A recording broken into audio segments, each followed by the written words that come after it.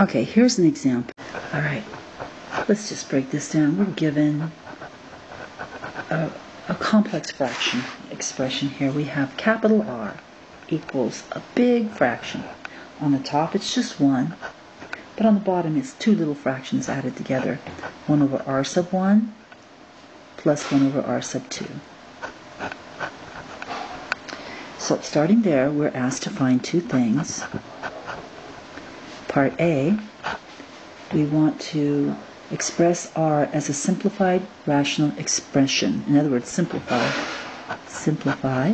And then part B, they want us to find R when capital R sub 1 is equal to 4 and capital R sub 2 is equal to 10.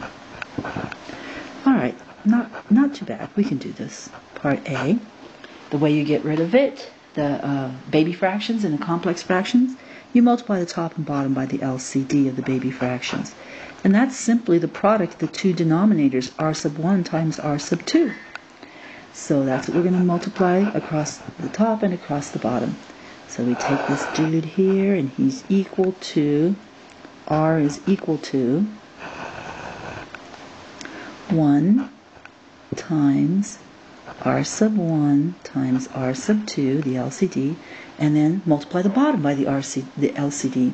But you'll distribute the bottom since there is more than one term on the bottom. So it's first 1 over R sub 1 times the LCD, R sub 1 times R sub 2. Notice those are high, they're not down below, because this is a whole number, R sub 1 times R sub 2. And if it makes you feel better, write it over 1 so that you see it's a whole number.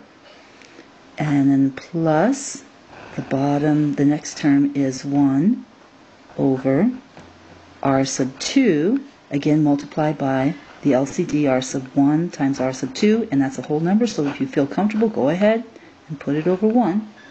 Now you'll see what happens is we get a cancellation here, a cancellation here, and so this simplifies further. The top is just R sub 1 times R sub 2.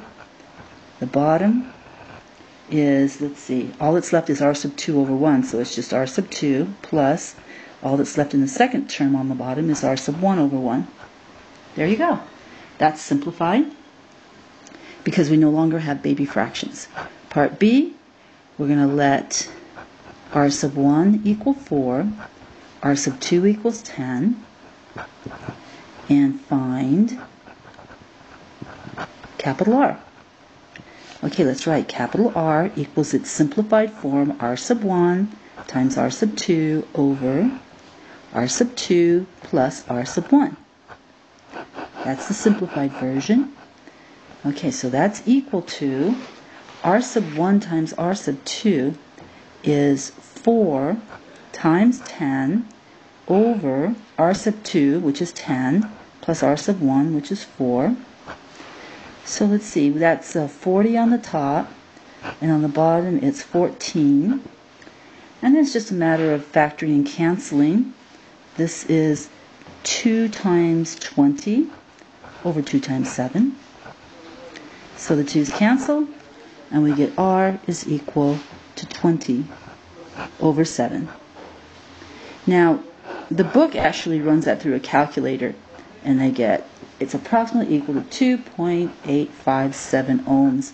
But that's not really a big deal. We don't need that. The boxed answer is just fine.